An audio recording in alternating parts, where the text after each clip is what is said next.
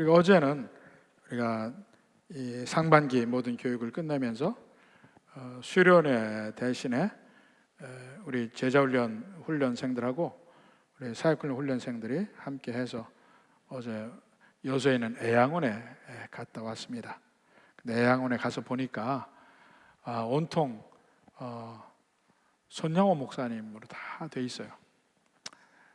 손양호 목사님 정말 존경받을 만한 분이고, 아들을 죽인 사람을 살려서 양자로 입양하셔서 이렇게 구원하신 그 사랑을 어느 누가 따라가기가 참 힘든데, 그렇지만 그 애양원이라는 데는 그 나병 환자를 위한 곳이었잖아요. 근데 사실 그 애양원은 엄밀하게 이야기하면 손양호 목사님보다는 우리 교회 초대 목사님인 최흥종 목사님과 더 연관이 많습니다.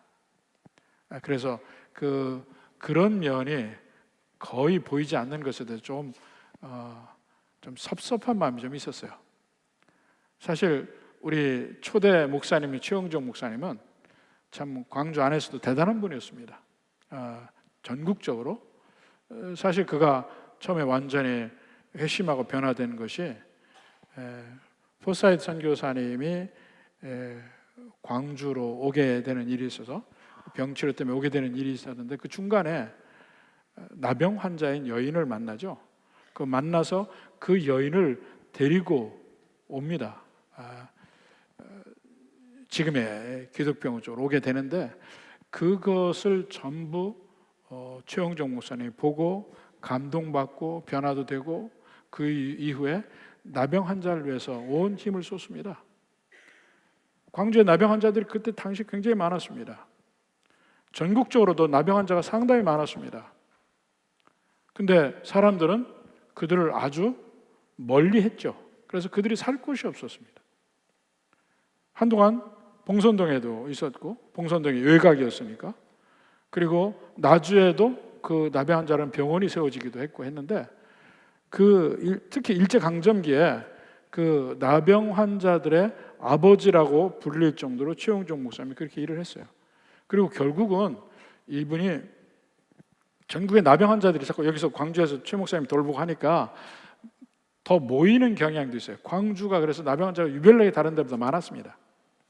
근데 이들의 문제를 해결하기 위해서 광주에서 나병 환자들과 함께 서울의 총독부까지 행진을 합니다. 행진을 했어요. 처음에 여기서 한 150명 모여서 행진을 시작을 해서 서울에 갔을 때는 다른 곳에 있는 나병 환자까지 모여서 400명이 넘는 사람이 총독부로 들이닥친 거예요. 근데 아무도 못 건드려요. 왜냐하면 무서워서. 그 당시 총독과 담판을 해서 그래서 생긴 게 지금의 소록도입니다. 소록도는 그 전에도 시설이 있었지만 지금의 완전히 나병 환자를 위해서 전적으로 시설을 하고 마련한 곳이 소록도인데, 그게 최영종 목사님이 한 것이에요. 결국 여기서 또 광주에서 있지 못하고 여수 쪽으로 가서 애양원을 세운 것도 최영종 목사님이에요. 그분이 우리 교회 초대 목사님입니다. 북문 안교에서 북문 박교회로 떨어져 나가면서 초대 목사님, 또 3대 목사님도 하셨어요. 이 만주 연해주 쪽으로 선교사로 나가셨다가 또 평양신학교 나가고 선교사로 나가셨다가 다시 오셔서 3대 목사님도 하시는데, 그때 또 광주천 밑에 빈민들이 살았는데 그 빈민들을 막 보기 싫다고 철거하고 총독이 내려온다고 철거하고 할 때에 그 빈민들을 위해서 헌신하시고, 그 빈민들을 위해서 우리 광주중앙교회가 그들에게 이 바포 사역을 그때 했습니다. 일제강점기에. 그러니까 우리 교회도 초창기부터 이 사회에 그늘진 곳에 있는 사람들에 대한 헌신을 최영주 목사님의 그 뜻에 따라서 우리 교회도 같이 배웠던 것이에요. 그래서 이 나병 환자 한국에 소록도 애양원 하면 최영주 목사님 얘기가 돼야 됩니다. 앞으로 100년 뒤라도 우리 교회 유명한 목사님들 많이 있지만은 오로지 최영준 목사님의 정신에 따라서 우리 교회가 되어줬으면 좋겠습니다. 그래서 그런 면을 느끼고 이제 갔다 오는데, 이제 전체 합해서 숫자가 많으니까 우리 45인승 버스로 갔다 왔습니다. 그러니까 가는 길에 우리 제자훈련 담당이 서진호 목사님인데, 뭐 가는 길에도 뭐 퀴즈를 내고 조별 뭐 이 경쟁도 하고 이렇게 하는데, 거기 이제 넌센스 퀴즈를 하는데 이런 여러 가지가 있었습니다. 근데 타이타닉호에 구명보트가 있었는데 그 구명보트에 몇 명이 타는 줄 아십니까? 모르죠. 9명이래. 구명보트니까. 이런 넌센스 퀴즈를 해요. 근데 퀴즈를 하니까 사람들이 대단히 격해지더라고. 타이타닉호 얘기를 해서 또 생각을 했습니다. 사실 제가 영화를 아주 좋아하는데요. 이 2010년도 우리 교회 그 분쟁이 생기고 문제가 생긴 이후로는 제가 영화를 안 봅니다. 이 가뜩이나 스트레스 있는데 거기다가 꼭 영화를 보면 기승전결 있잖아. 한참 중간에 갈등이 있고 뭐 피해가 있고 막 하잖아요. 그런 게 너무 힘들어서 안 봐요. 오직 제가 보는 영화는 007 영화밖에 없습니다. 007 영화는 절대로 안 죽잖아, 아무리 해도. 그러니까 그 믿을만 하니까 봐요. 근데 영화를 보는 유일한 기회가 언제냐면 비행기를 탈 때야. 선교지를 가거나 미국을 가거나 이게 비행기를 타면 영화를 해주잖아요. 그때는 이제 그 시간이 있으니까 뭐 할 거예요. 그 영화를 봅니다. 보통 미국을 갔다 오면 보통 한 6편에서 8편 영화를 봐요. 계속 보면 그렇게 봅니다. 근데 한 번은 미국에 갔다가 미국 안에서 국내선을 탔어요. 근데 국내선도 이 LA 뉴욕을 가면 4시간이 걸립니다. 비행기 시간이 4시간이에요. 그럼 그 중간에 영화를 해요. 타이타닉을 하더라고. 타이타닉을 보는데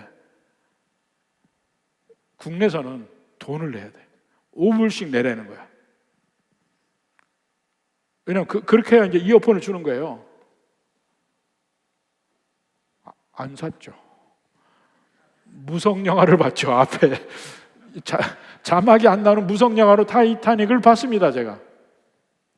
근데 그 타이타닉이라는 영화를 보면 그 역사적 고증 속에서 거의 그대로 해요. 근데 그 여자가, 그 주인공 여자가 이제 완전히 바다에 빠져 있을 때 얘기잖아요. 처음에 막 침몰할 때 인간의 본성이 다 나와요.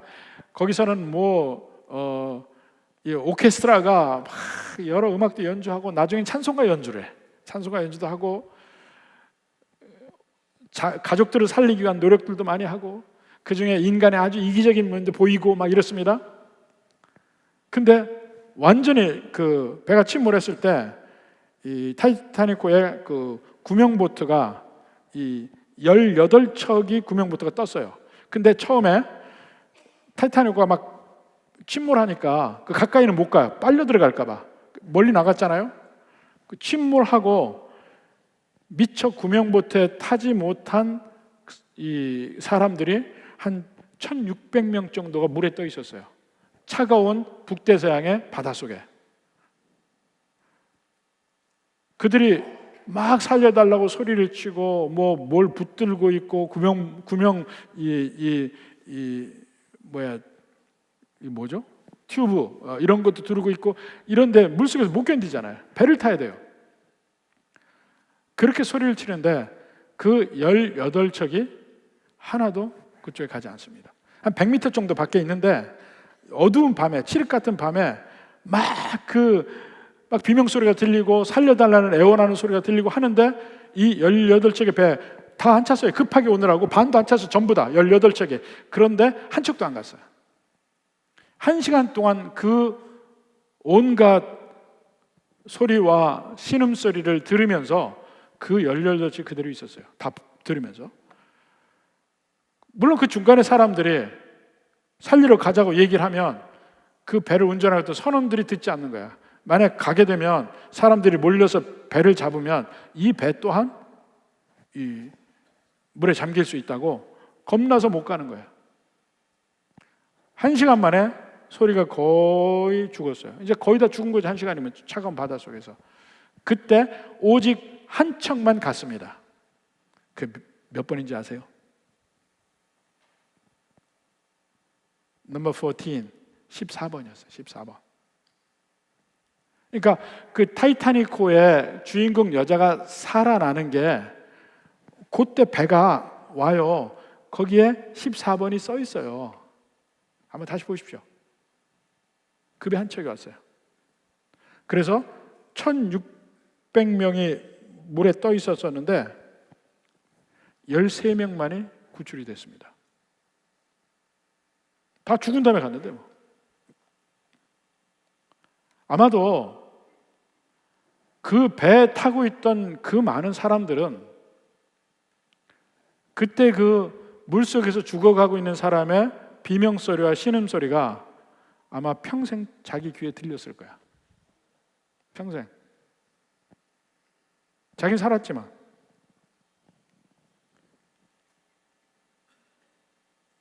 인간이 자기 삶이 흔들리고 생명이 위태하게 되는 그 순간에는 다 이기적이 됩니다. 아주 이기적이 돼. 이 극한 순간에 인간이 어떤 존재인지를 말해줍니다. 우리는 보통 서로 살아갑니다 뭐하고 보통에 살지만 결정적으로 내 삶이 흔들리는 순간, 내 생명에 위협받는 그 순간이 오면 아주 이기적으로 변한다니까. 근데 그것이 어디서부터 왔냐면 에덴 동산에서 인간이 하나님을 떠난 이후부터 나오는 거예요.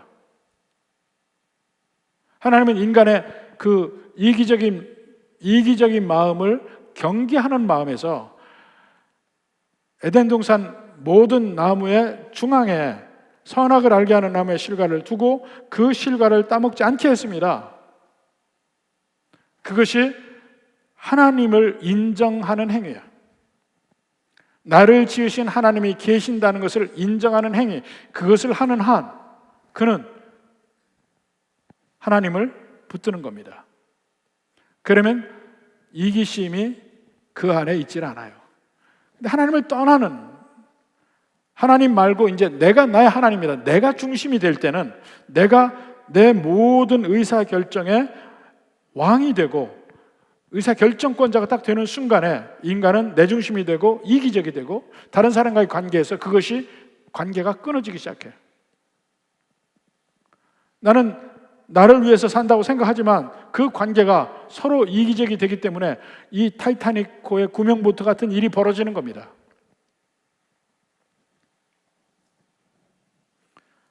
인간관계가 깨어지고, 그래서 이기적이 되면 될수록 관계가 깨어져서 외롭습니다. 왜? 여러분이 외롭냐? 외로운 이유가 내가 다른 사람과의 관계에서 양보하지 않기 때문에 그래. 관계 속에서 내가 내 중심이고 이기적이 되기 때문에 외로워지는 거예요. 전부 다른 사람, 누구는 뭐 때문에 여러 탓을 돌리지만 궁극적으로 내가 외로워지는 원인은 내 마음에 있습니다. 거기서 관계를 끊는 행동을 해요. 사실 이 세상의 자연도 하나님이 인간에게 맡긴 거잖아요. 인간이 하나님을 인정하는 한 자연도 인간 안에 속해서 함께 샬롬을 누리고 그들이 인간에게 샬롬을 줍니다. 근데 인간이 이기적이 되니까 자연을 착취하고 자연을 괴롭혀요. 사실 죄의 결과로도 이 자연은 이미 괴로움을 당하는 존재로 되어버렸어요. 땅이 너로 말미암아 저주를 받는다고 되어 있거든. 에덴 동산에서 아담이 선고를 받을 때 아담이 저주받은 게 아니에요. 아담 때문에 땅이 저주를 받아요. 모든 피조물이 저주를 받았어. 그래서 이 땅도 인간을 괴롭히는 존재, 자기도 괴롭고 인간을 괴롭히는 존재로 바뀌어요. 이 인간들이 이 세상을 이기적으로 대할 때 자연이 괴로움을 당합니다. 그러면서 그 괴로움을 당한 자연이 인간에게 괴로움을 주는 존재로 바뀌어요. 이 세상에 모든 공해가 어디서 옵니까? 자연을 살리려면 어떻게 하는 줄 아세요? 인간의 출입을 막으면 돼. 휴식년 제도를 두잖아요. 산에도 보면 인간의 출입을 막으면 회복돼. 그러니까 얼마나 안타까운 사실입니까? 막으면 회복돼. 인간이 들어가면 자연이 괴로움을 당해. 자연이 훼손을 당해. 원래 하나님 안에서는 인간도 자연에게 유익함을 주고 자연도 인간에게 유익함을 주는 관계인데, 죄가 들어온 이유로는 인간은 자연을 괴롭히고 자연은 인간에게 복수합니다. 실제 그 자연의 복수라는 말을 세상에서 쓰고 있어요. 자꾸 태풍이 더 많아지고 심한 원인이 뭡니까? 인간이 이 세상을 어지럽혀서 그런 거예요. 왜 자꾸 세상에 지진이 더 많아지고 합니까? 땅이 자꾸 꺼져나가. 인간이 관리를 잘못하는 결과예요.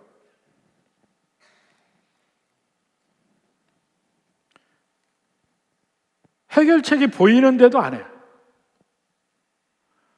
이 공해는요, 막을 수 있어요. 우리가 한번 경험했습니다. 베이징 올림픽 때 베이징이요, 정말 공해가 심해요. 거기 절대로 나가서 조깅을 하면 안 돼.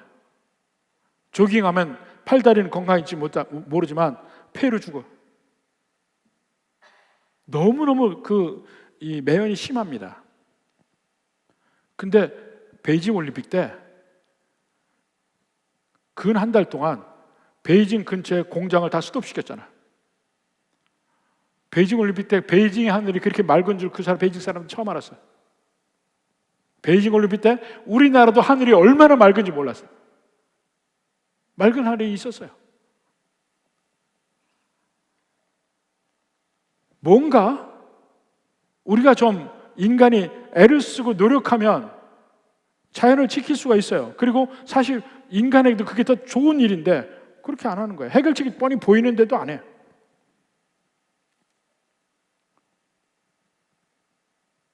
한동안 우리에게 두려움을 주고 아직도 있는 그 에이즈 문제도 마찬가지입니다. 에이즈가 무섭다고 얘기하는데 사실은 무섭지 않아요. 왜냐하면 에이즈란 그 바이러스가 공기만 닿으면 죽어요. 왜 무섭습니까? 공기만 닿으면 죽는데 전혀 전염될 수 없는 거예요. 그래서 미국에서 그 에이즈를 퇴치하기 위해서 엄청난 돈을 들이면서 하다가 계속 그 전쟁에서 밀리는 거예요. 근데 미국의 질병청에서 연구를 하면서 어떻게 하면 에이즈를 퇴치할 수 있을까 가장 좋은 방법이 뭔가를 보았을 때, 그리고 나서 그 당시 서전 제너럴, 그 질병청장이죠, 우리식으로 얘기하면 그 닥터 쿡이라는 분이 에이즈를 예방할 수 있는, 에이즈에 대한 가장 강력한 퇴치법을 발표를 했습니다. 근데 그 퇴치법이 뭐냐면 Continuous Monogamous Relationship이야. 남녀가 두 사람이 만나서 결혼해서 쭉 살면 돼. 결혼을 안 하더라도 두 사람이 계속 두 사람만 성적 관계를 가지고 살면 돼. 그러면 에이즈는 바로 없어져요. 왜냐하면 공기 중에 접촉으로 전염되는 게 아니니까. 최악의 경우는 이 상처난 피부끼리 서로 맞닿으면 이게 전염될 수 있어요. 피부에서 피부로 가니까. 그렇지만 상처가 나지 않은 피부는 아무리 부벼도 들어오지가 않아요. 들어올 수가 없어. 전염이 될 수가 없어. 그런 에이즈가 이 세상에 그렇게 퍼지면서 수없이 많은 사람을 죽이고 공포의 병이 된 이유는 바로 그거, Continuous Monogamous Relationship을 안 하기 때문에 그래. 여러 사람과 관계를 하기 때문에 그게 서로 퍼지고 엄청난 세력으로 퍼져가는 이유입니다. 근데 그렇게 발표를 했어도 그 이후에도 전혀 지켜지지 않고 단지 약만 주라 그래요. 약만. 그게 인간이에요. 약만 주라. 인간은 전혀 인간의 문제를 알고 있으면서 해결하지 못해요. 그게 인간이에요. 근데 거기에 하나님이 우리에게 오셔서 우리 대신 우리의 죄의 문제, 우리의 죽음의 문제, 우리 모든 문제를 해결하십니다. 그게 오늘 나온 얘기예요. 바로 그 앞에는 예수님이 누구이신가 하는 면에서 세 가지 관계를 통해서 얘기했잖아요. 예수님은 하나님과의 관계에서 아버지 하나님과 동등한 분이에요. 그리고 예수님도 하나님이에요. 근데 그 하나님이 인간으로 오셨을 때, 낮추었을 때 아버지 하나님이 그를 높이 세우셔요. 그래서 만물의 머리로 세우시고 교회의 머리로 세우시고 창조주이신 예수님, 만물의 머리이신 예수님. 근데 죄가 세상에 들어오면서 그 만물이 인간을 거역하고 또 만물도 그 인간의 죄의 결과로 고통을 받고 이를 회복하기 위한 일을 예수님이 하시는데 어디를 통해서 하시느냐? 교회를 통해서 하셔요. 믿는 백성의 모임, 교회의 머리 되셔서 이 세상이 끝나는 날, 이 만물이 회복되는 그날까지 이 세상의 빛과 소금의 역할을 예수님과 교회가 하는 겁니다. 그러면 그 교회의 머리 되신 예수님은 누구이신가? 바로 그 면을 얘기하는 거예요. 먼저 하나님께서 죄로 하나님을 인정하지 않고 주님으로 인정하지 않고 등 돌리고 떠났어요. 인간이 그 배신한 인간에게 배신당한 하나님이 먼저 화해의 손길을 내밉니다. 그게 예수님의 십자가예요. 19절부터 봅시다. 아버지께서는 모든 충만으로 예수 안에 거하시며 그의 십자가의 피로 화평을 이루사 만물 곧 땅에 있는 것들이나 하늘에 있는 것들이 그로 말미암아 자기와 화목하게 되기를 기뻐하심이라. 만물은 고통 중에 있어요. 인간과 함께. 그것이 로마서 1장에서 계속해서 하는 이야기입니다. 로마서 8장에서도 모든 피조물이 고통받고 있는 걸 얘기해요. 그들이 고대하는 것은 하나님의 아들들이 나타나는 것이라. 그 만물과 인간이 그렇게 공동 운명체라는 사실을 보여주고 싶습니다. 그래서 하나님과 인간이 화해하게 되면 적대 관계가 없어지고 하나님과 인간이 다시 그 원래의 에덴 동산의 관계로 바뀌면 만물도 바뀝니다. 바다도 더 이상 온갖 태풍과 비바람으로 사람들을 괴롭히거나 죽이거나 이런 일이 없어질 것이고, 땅도 더 이상 지진으로 인간 세상을 뒤엎는 일이 없어지고, 모든 것이 화평하게 두려움 없이 살 수 있는 그 삶, 세상이 됩니다. 그래서 화해의 메시지를 우리에게 인간 세상에서 주셨는데 그 화해의 편지가 바로 성경입니다. 하나님이 누구이신지 우리에게 보여주시고, 그 하나님이 우리를 얼마나 사랑하시는지 보여주시고, 그 하나님이 우리를 위해서 얼마나 희생했는지를 보여주시고, 우리에게 화해의 손길을 내민 것이 성경입니다. 그러니까 성경을 통해서 내가 잘났다고 성인 되는 게 아니고 성경을 통해서 하나님을 만나라는 거예요. 그래서 이 메시지를 통해서 모든 사람들이 하나님의 사랑을 깨닫고 돌아오기를 바라요. 그래서 그 다시 돌아올 수 있는 그 길을 만든 것이 바로 십자가라는 거예요. 20절에도 봐요. 그의 십자가의 피로 화평을 이루사. 그가 누굽니까? 예수님의 십자가의 피로 화평을 이뤘어요. 누가 화평을 이뤘느냐? 아버지 하나님이 그렇게 하셨다는 거예요. 그 끝에도 보면 그로 말미암아 자기와 화목하게 되기를 기뻐하심이라. 결국은 성부 하나님과 우리 사이가 적대 관계에서 화목의 관계로 바뀌는 것, 그 중간에 예수님을 통해서, 오직 예수님의 십자가를 통해서 그 일이 이루어지기를 기뻐하신다는 겁니다. 또 22절에도 이제는 그의 육체의 죽음으로 말미암아 화목하게 하셨다. 육체의 죽음, 십자가. 근데 이 십자가의 피로, 예수님의 육체의 죽음으로 이렇게 얘기하는데, 이 말의 의미를 이해하려면, 그 의미를 충분히 느끼려면 19절 말씀이 앞에 전제되어 있잖아요. 19절에 뭐라 합니까?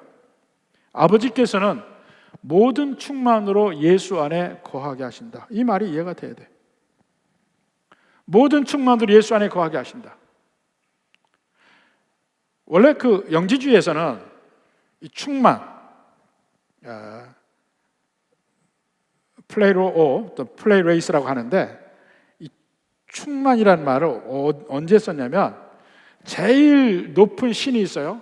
참 신이 있고 그 밑에 낮은 급의 신이 쭉 있는데, 그 높은 신 말고 낮은 급의 신들을 다 합쳐서 말할 때 충만이라고 얘기해요. 근데 바울은 예수님이 그런 낮은 급의 신의 모둠이 아니라는 거예요. 제일 높은 신 아버지 하나님의 그 충만 자체라는 거예요. 아버지에게 있는 모든 것이 예수님에게 있어요.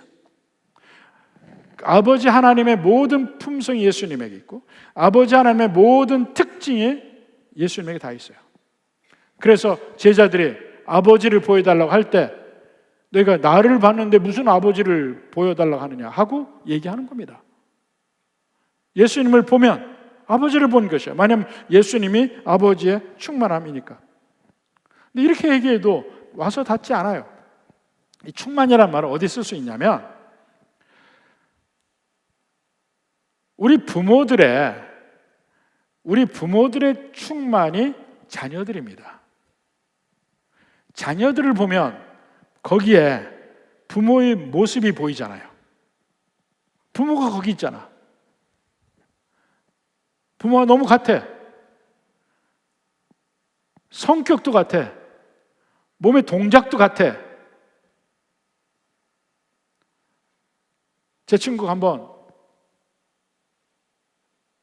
자식이 어떻게 닮는지 기가 막혀 한 적이 한 번 있습니다. 자기 집에서 자기 부인이 한번 그러더래요. 자기 아들에 관해서 이야기하는데, 쟤는 참 이상해요. 화장실에 가면 앉아서 계속 궁둥이를 긁는다는 거야. 왜 자꾸 저렇게 박박박박 궁둥이를 긁는지 모르겠다고. 그 소리를 듣고 제 친구가 깜짝 놀랐어요. 지가 그러거든.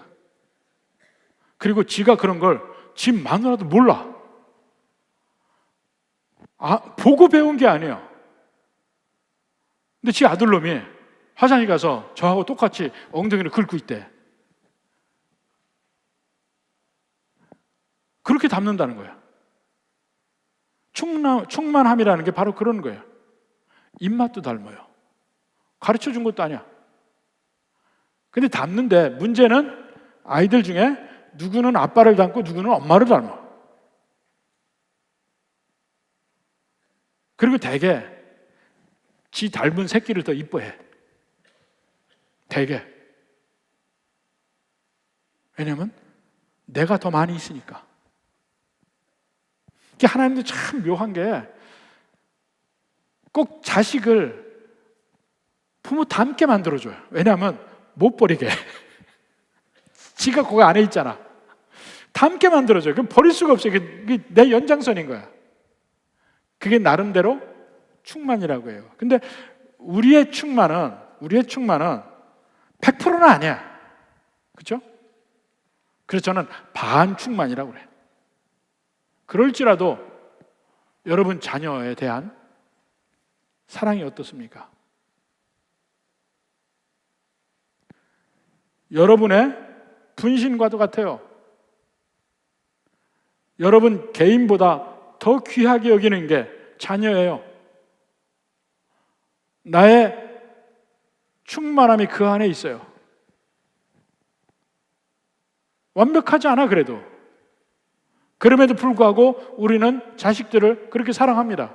그런데 인간의 부모 자식 간의 관계보다 더 확실한 충만이, 성부 하나님의 충만이 예수님에게 있는 거예요.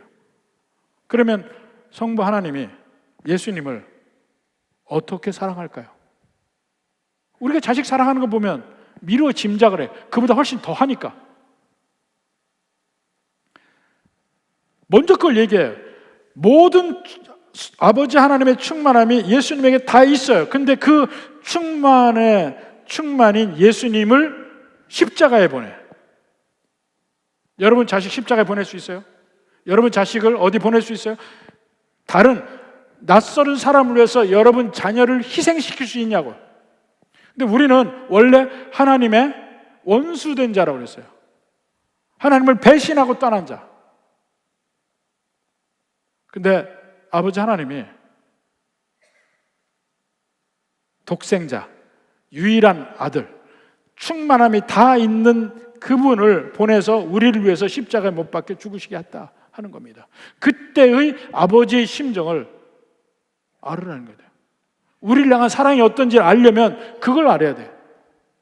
제가 전에도 몇 번 얘기한 적이 있습니다. 미국의 유명한 설교자였던 굿델 목사님의 경험이에요. 그분이 60년대 말 70년대 초에 젊은 시절에 베트남으로 파병을 갔어요. 미국에서 막 싸움을 하다 어느 마을에 들어갔습니다.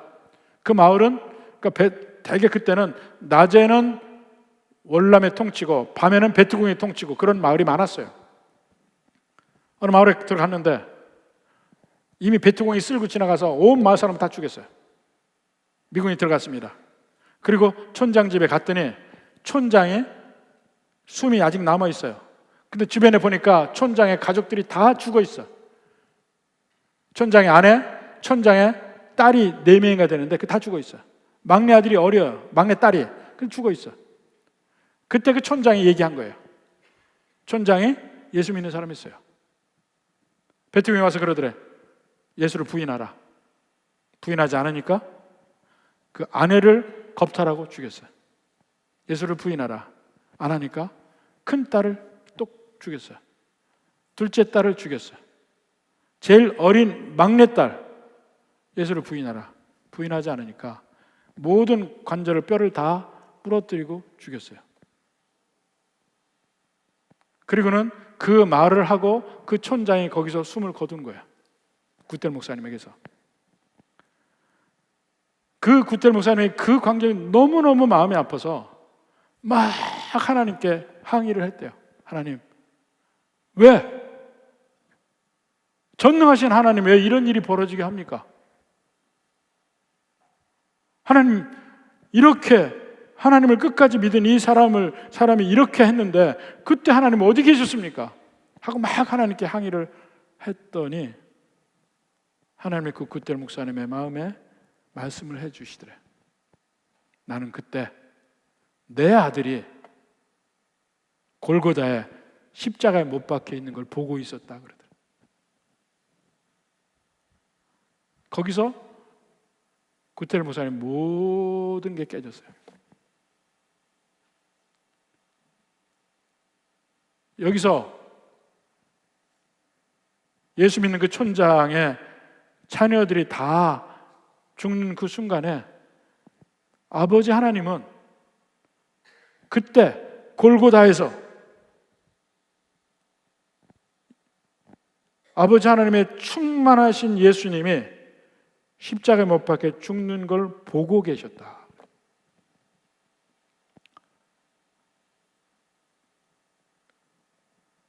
그때 우리 아버지 하나님의 마음을 이해할 수 있게 됐다는 거야. 저도 그 소리 듣고 비로소 조금 이해가 돼. 아버지 하나님이 독생자 예수님을 주셨다는 게 우리가 그냥 막 얘기하긴 하지만 진정으로 어떤 의미인지, 그 예수님의 마음이 어떤지, 그리고 아버지 하나님의 그 자식을 준 충만한 아들을 이게 있어야 된다니까. 그러니까 충만하다는 면이. 근데 그렇게 주시는 이유가 뭔가요? 저나 여러분의 생명을 위해 주셨다는 거 아니야. 그러면 얼마나 사랑하시는 거예요? 여러분을? 예수님의 생명을 주면서까지 사랑하는 여러분은 누구예요? 참 이해가 안 돼요. 사실 구원의 문제는 하나님 왜 나를 사랑하시고 하나님 왜 여러분을 사랑하시는지는 이해가 안 돼. 이해할 수 있는 게 아니야. 이 세상에 없는 거야. 단지 사실만 남아있어요. 이해할 수 없는 그 하나님의 사랑 때문에 우리가 주님 앞에 고꾸라지고 우리가 주님 앞에 항복하고 우리가 주님을 붙들고 매달리는 거예요. 여러분 자녀 누구를 위해서 여러분 자녀를 내놓을 수 있습니까? 없어요. 그보다 더 사랑하는 어떤 존재가 있어야 되는데 없지 않을까요? 근데 하나님은 그 아들을 나를 위해서 내주셨어요. 여러분을 위해서 내주셨어요. 그러니까 십자가는 우리를 향하신 하나님의 사랑이 어떤지를 가장 극명하게 보여주는 겁니다. 근데 그 내용을 좀 더 자꾸 이런 식으로 이해를 해야 어떻게 하나님이 나를 사랑하시는지를 조금씩 이해해 가는 겁니다. 근데 그렇게 해서 우리를 구원한다는 게 뭐냐 이게. 그 방법은 십자가라는 방법으로 구원하시는데 그 우리를 구원하시는 것이 구원 자체가 목적이냐. 궁극적으로 구원하시는 목적이 뭐냐는 거예요. 그것이 21절, 22절 봅시다. 전에 또 22절에 이제 그러죠. 전에 악한 행실로 멀리 떠나 마음으로 원수되었던 너희를. 원수란 말이 나오잖아요. 하나님 싫어해요. 우리 가장 근본 마음은, 죄인인 우리의 마음은 하나님을 싫어합니다. 여러분 하나님 사랑합니다 하고 왔지만 마음 바닥 한 구석에는 하나님 싫어한다니까. 그래서 하나님께, 전능하신 하나님께 내 필요함을 구하기 위해서 하나님께 어쩔 수 없이 나오지만 받기만 하면 하나님 곁을 떠나기를 원해. 여러분 모든 것이 평안하고 기도 제목 없을 때 하나님께 옵니까? 안 와요. 하나님 믿고 싶어. 내게 문제가 없을 때. 문제가 있으니까 오는 거야.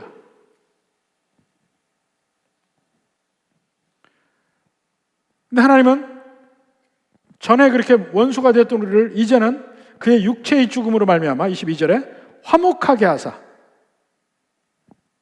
너희를 거룩하고 흠없고 책망할 것이 없는 자로 그 앞에 세우고자 하셨다. 마지막 목표가 거룩하고 흠없고 책망할 것이 없는 자로 세우려고 한다. 이렇게만 하니까 잘 이해가 잘 안 돼. 그 전에 믿음으로 원수가 되었던 너희를, 그러니까 그 상태가 무언지를 좀 이해를 해야 합니까? 죄인인 인간은요, 지난번에 말씀드렸잖아요. 물 밖에 나온 물고기.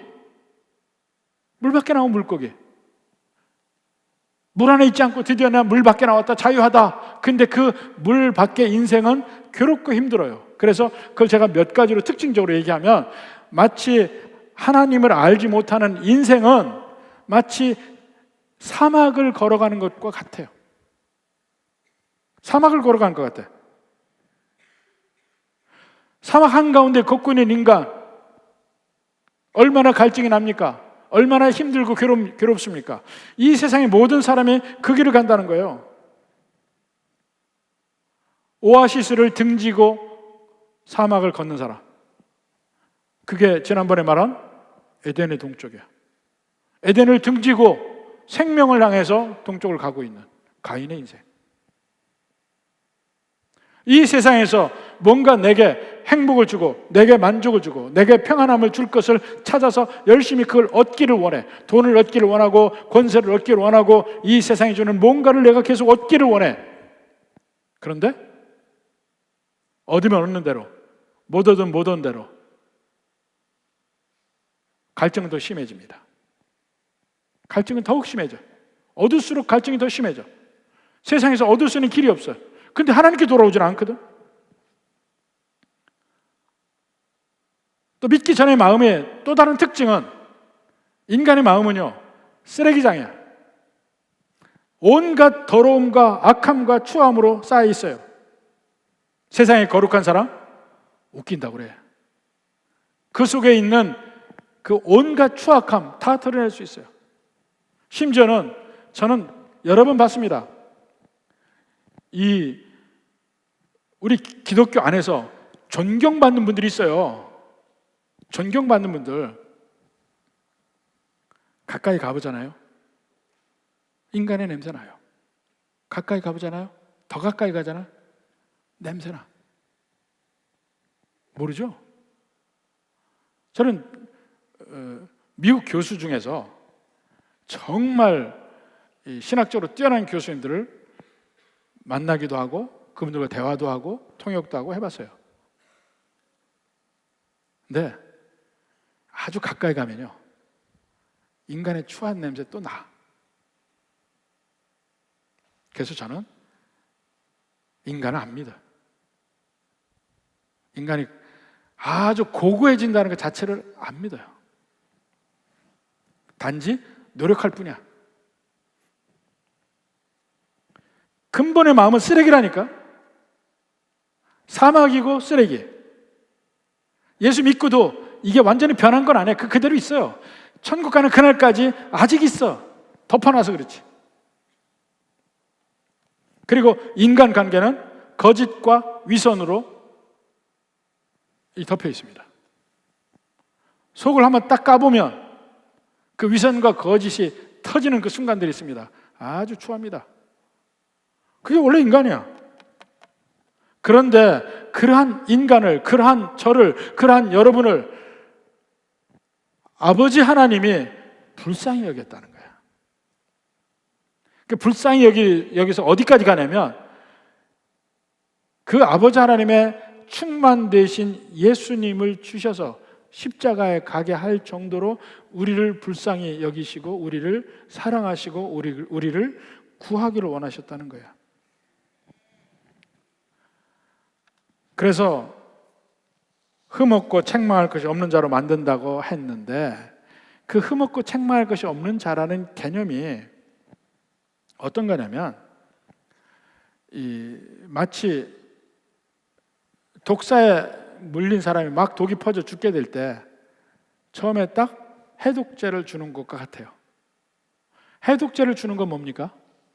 그 사람의 목숨을 살리는데, 목숨을 살리는 것뿐만 아니고 그 사람이 독에서 완전히 해방돼서 건강한 몸이 되는 목적이잖아. 하나님이 우리를 구원하시는 목적은 그러한 사막과 쓰레기와 거짓과 위선이 있는 그 인간을 구원하시기를 위한 목적이야. 구원한 그러한 인간적 특징의 모든 반대가 여기 얘기한 거야. 거룩하고 흠이 없게. 근데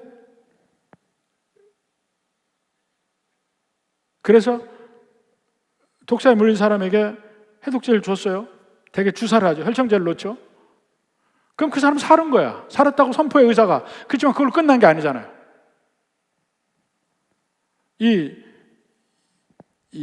팔이나 다리에 독사를 물리면요, 잘못하면 이 팔도 못 쓰기도 하고 다리도 못 쓰기도 해요. 완전히 짓물려 가고요. 근데 약이 점점 퍼지면서 이제 못 쓰던 몸을 점점 쓰기 시작하잖아요. 그러면서 재활을 해야 돼.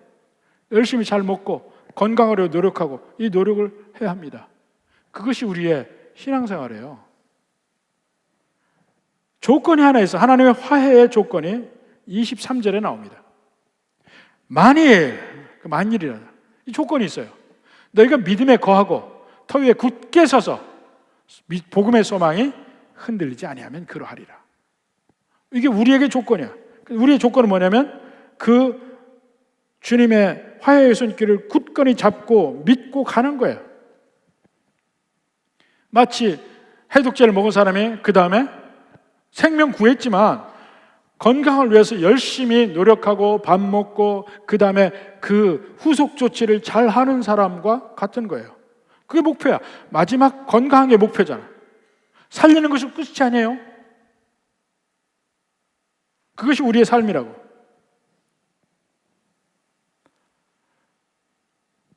하다 보면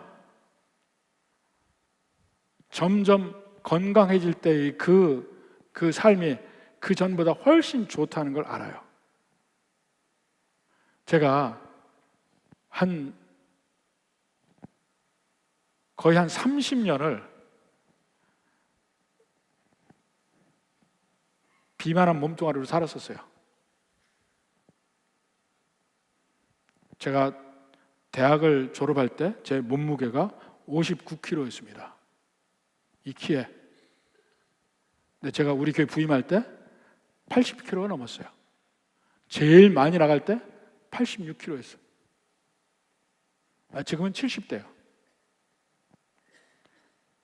근데 물론 당뇨가 와가지고 그걸 극복하고자 하는 마음으로 이렇게 하긴 했지만 그때 딱 시작을 한 게 당뇨를 벗어나기보다 건강한 생활을 하려고 노력을 했습니다. 근데 하다 보니까 몸도 빠지고 훨씬 좋아지는데 지금 열심히 뛰거든요. 뛰는데 사람들이 그래요. 어떻게 그 힘들고 하냐고. 몰라서 하는 소리야. 힘들게 보일지 모르지만 처음에 습관 들일 때가 문제죠. 습관을 들이고 나면요, 이게 나를 훨씬 더 인간답게 살게 만들어요. 전 무릎이 아파서 제가 산을 좋아하는데도 무릎이 아파오니까 등산을 못하게 되고 점점 건강이 안 좋아진다는 거는요, 생활에 제약이 있고 자유가 속박된다는 개념이에요. 근데 운동을 하면서 느낀 것이 자유함을 찾는 거야. 몸의 자유함을 찾는 거야. 이런 거였어? 하고 느끼고, 그리고 이제 뛰어도 숨차지도 않고 오히려 몸이 좋아지는 걸 느끼고 몸이 훨씬 더 좋아지니까 이것이 더 좋은 생활이구나 하는 걸 알아요. 근데 육체적으로도 그런데 영적으로는 더하다니까요. 바울이 뭐라 합니까? 육체의 연습은 약간의 유익이 있으나 경건의 연습은 범사에 유익하니 그랬어요. 그러니까 육체의 연습도 유익이 있다는 걸 부인하지 않아요.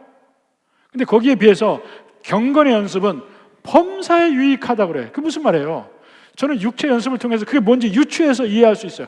훨씬 더 자유롭고 훨씬 더 인간답게 사는 거야. 육체적으로도 경건의 연습이 내가 사람들 보통 성도는 그렇게 생각해. 내가 하고 싶은 걸 못하고 옥매여서 옥죄어서 사는 걸로 생각해. 경건의 연습이 아니에요. 훨씬 더 큰 자유로 가는 길이야. 훨씬 더 인간답게 살고 훨씬 더 평안을 누리고 세상을 담대하고 우울증 다 없어지고 모든 면에서 평강을 가지고 주님 앞에 가는 그날까지 살게 되는 그 삶을 사는 거예요. 그게 경건의 연습이에요. 여기 얘기한 게 그래. 너희 믿음이 거하고 복음의 소망이 흘리지 않으면 하나님과 화평의 관계를 계속 살리라. 천국이에요.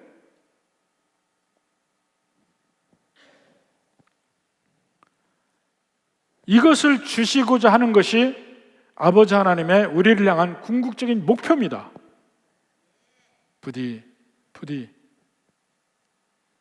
주님의 뜻 안에 산다는 것을 속박이라고 생각하지 마세요. 진정한 자유로 가는 길입니다. 진정한 복된 길입니다.